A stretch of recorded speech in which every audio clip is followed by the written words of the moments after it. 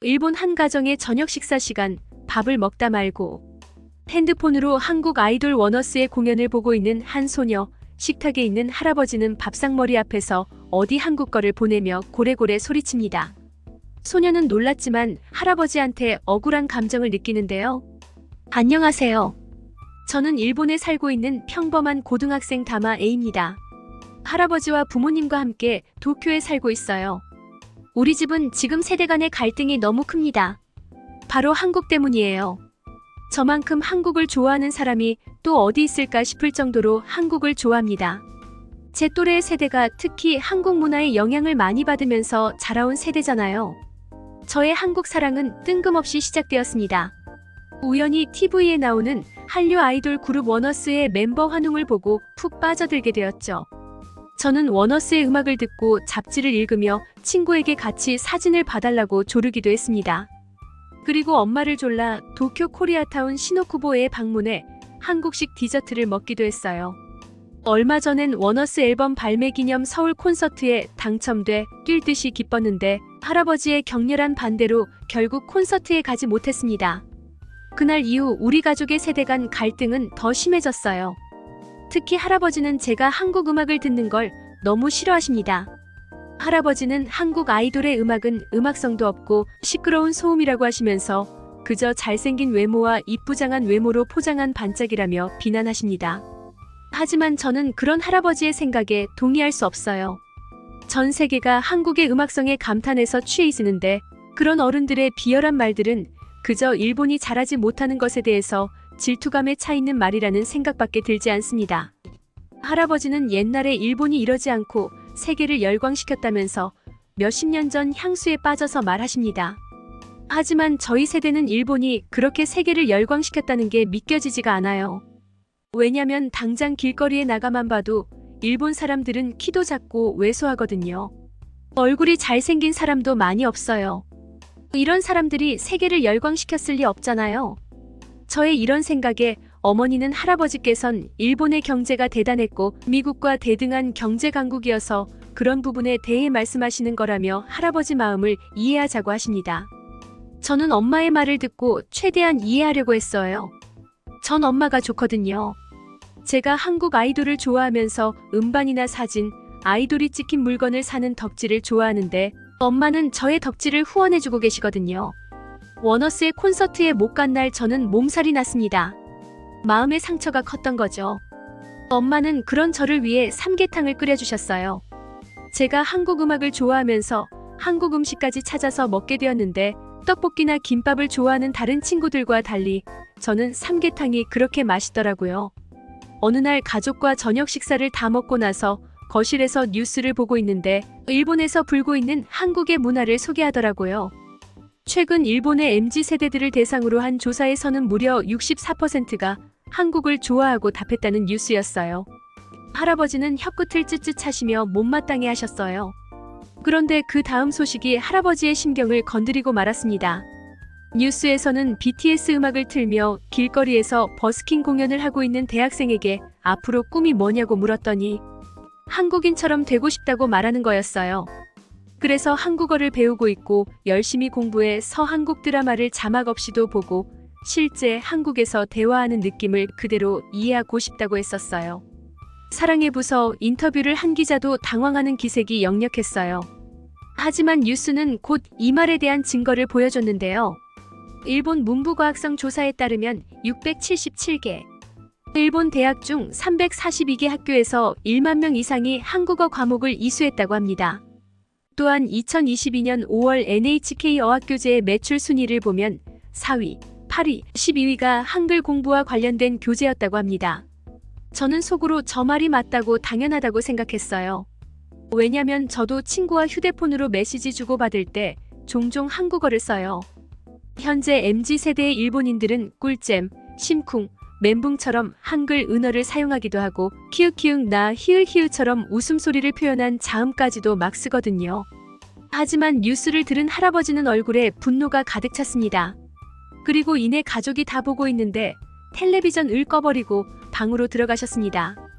저는 리모컨을 얼른 집어 다시 텔레비전을 켜려고 했는데 엠아빠가 제 손을 잡으시며 지금은 좀 꺼두자라고 하셨어요. 이게 뭐예요? 왜 온 가족이 할아버지의 눈치를 보고 살아야 하나요? 그러던 어느 날 드디어 일이 터지고 말았어요. 코로나가 끝나고 드디어 수학여행을 갈 수 있게 되었는데 그게 바로 딱 저의 학년부터 가능했어요. 학교에서 어디로 수학여행을 가고 싶은지 설문조사를 했는데 90% 이상이 한국으로 수학여행 가고 싶다고 했어요. 너무 압도적인 숫자에 학교에서는 한국행을 결정할 수밖에 없었습니다.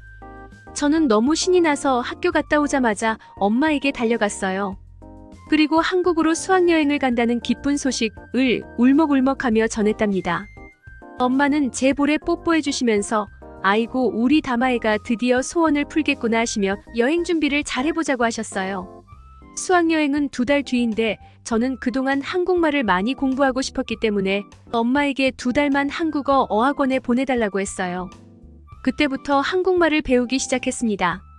짐작하셨다시피 저의 한국으로의 수학여행은 할아버지에게 비밀이었어요. 한국이 아닌 오키나와로 간다고 했거든요. 할아버지에게 말하면 저는 여행을 못 가게 될 게 뻔하니까요.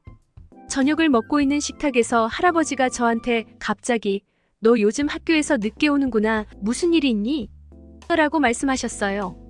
저는 까맣게 잊고 아무렇지 않다는 듯이 할아버지 요즘 한국어 배운다고 정신이 없어요. 발음이 약간 어렵거든요. 학원 수업 끝나고 1시간씩 자습하고 온다고 더 늦어요 하고 말해버렸습니다. 아버지도 어머니도 저를 바라보셨고 할아버지는 수저를 놓으시고 고개를 숙인 채 국구름만 보셨죠. 말실수를 한 제가 너무 바보 같았어요. 그런데도 한국 수학여행은 꼭 가야겠다는 마음에 저는 할아버지에게 제발 보내달라고 울면서 말했어요.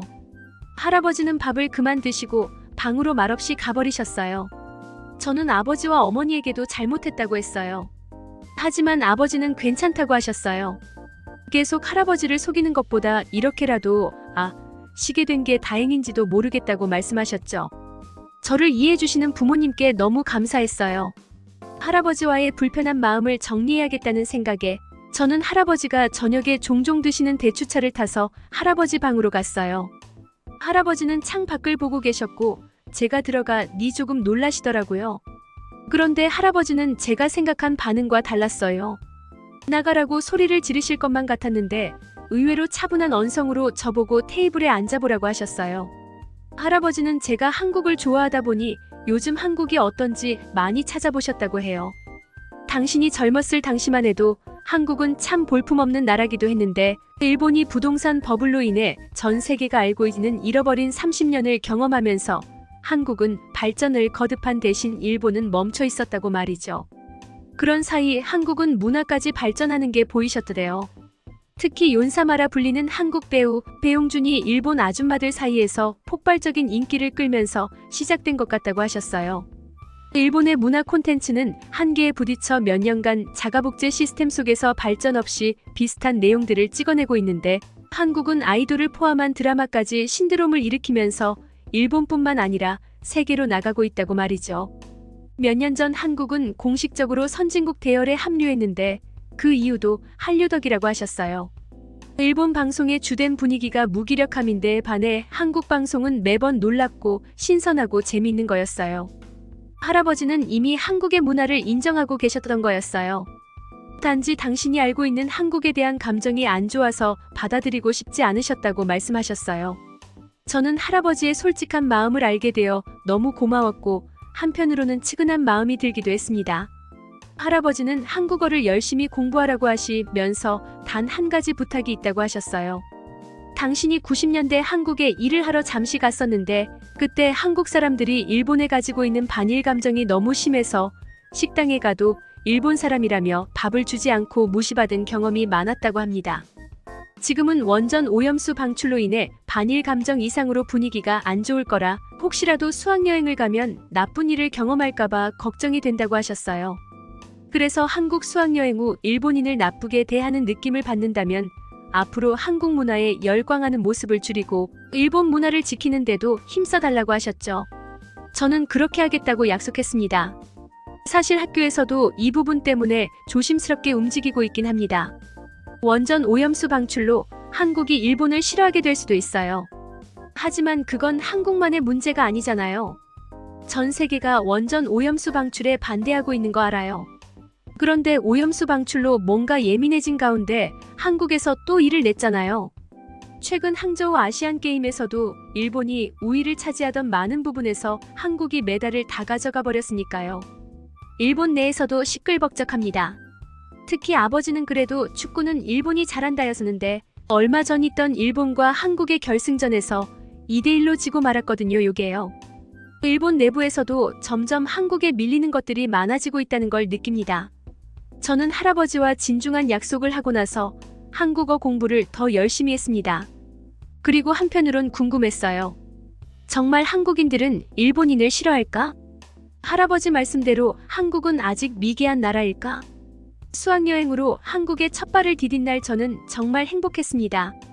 인천국제공항을 통해 입국한 한국은 방송에서 보던 대로 어마어마했어요.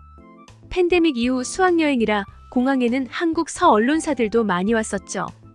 저와 반 친구들은 왠지 손을 흔들어야 한다는 생각에 웃으면서 카메라를 보고 손을 흔들었죠. 곧 제가 다니는 학교와 자매학교인 고등학교에 가서 참관 수업을 받았고 전주 한옥마을을 비롯해 진안 마이산, 서울타워, 남대문, 명동을 여행했어요. 여행 내내 제가 본 한국인은 일본인에 대한 편견이 없어 보였어요. 한국으로 여행 온 해외 관광객으로 인정해 주었죠. 친절한 배려도 많았어요. 호텔 조식에서 수학여행 단체 관광객이 편하게 식사할 수 있도록 시간을 따로 정해주었어요. 그리고 오후에 들른 어떤 햄버거 가게에 들렀을 때 한쪽 테이블에 일본 원전 오염수에 관해 열띤 토론이 있는 걸 들었는데 그분들은 우리가 일본어로 조용하게 메뉴 주문을 하니 오염수에 관한 이야기를 일부러 멈춰주기까지 했답니다. 학교 수학여행이라는 목적 때문에 비록 아이돌 스타를 만나진 못했지만 한국을 느끼기에 충분한 시간이었어요. 넷플릭스에 보던 한국의 모습과 똑같았죠. 방송에 나오는 연예인들만 인물이 좋은 줄 알았는데 한국 시내를 돌아보면서 젊은 사람들이 키도 훤칠하게 크고 얼굴도 예쁘고 잘생긴 사람이 진짜 많았어요. 역시 육지는 다른 것 같아요. 정말 즐겁게 여행하고 와서 저는 한국어 공부에 더 매진하고 있어요. 어학원을 다니고 있기도 하지만 한국 드라마로 공부하고 있어요. 왜냐하면 일본의 넷플릭스 1위부터 10위까지 한국 드라마가 거의 다 차지하고 있거든요. 실제로 이런 위기를 느낀 일본 배우인 사토타 케로는 콘텐츠 강국이었던 일본이 왜 한국처럼 못 만드냐, 한국을 이젠 배워야 할 신세다라고 말하기도 했어요. 할아버지는 저의 선택을 존중해 주었어요. 반일 감정을 못 느끼고 왔다는 제 말을 처음에는 동의하지 않으셨지만 제가 갈수록 한국에 빠져드는 것을 보고 또 세대 차이를 느끼신 것 같아요. 그렇게 우리 집은 약간은 편해진 상태의 세대 갈등으로 살고 있어요. 사실 한 집에 한국에 대해 동경하는 사람과 반감을 가진 사람이 살고 있다면 얼마나 불편하겠어요? 우리 집만 그런 게 아니고 이제 일본 가정집에서 종종 일어나는 갈등입니다. 시간이 지나면 일본 가정의 세대 간의 갈등도 조금씩 좋아질 것이라 생각합니다. 대학생이 되면 부모님과 한국을 방문할 거예요. 그땐 워너스의 콘서트도 보고 종로의 유명한 삼계탕집도 찾아가 볼 겁니다. 방송국 앞에 가서 죽치고 앉아있고 싶기도 합니다. 저의 경험을 잘 들어주셔서 감사합니다. 한글과 한국의 분위기를 소비하는 것이 하나의 문화로 자리를 잡고 있는 것에 굉장한 자부심과 자랑스러움까지 느껴지는 것 같습니다. 한때는 한국을 폄하한 일본에서 한국의 인기가 이렇게나 높은 것이 신기하게 느껴지는데요. 역시 그만큼 문화의 힘이 크다는 것이 확실하게 느껴지고 있는 요즘입니다. 앞으로도 한류가 더욱 급부상하여 전 세계를 아울러 큰 인기를 끌기를 바라며 오늘의 영상을 마치겠습니다. 듣기 주셔서 감사합니다. 오늘의 영상은 이게 전부입니다. 모두가 건강하길 바랍니다.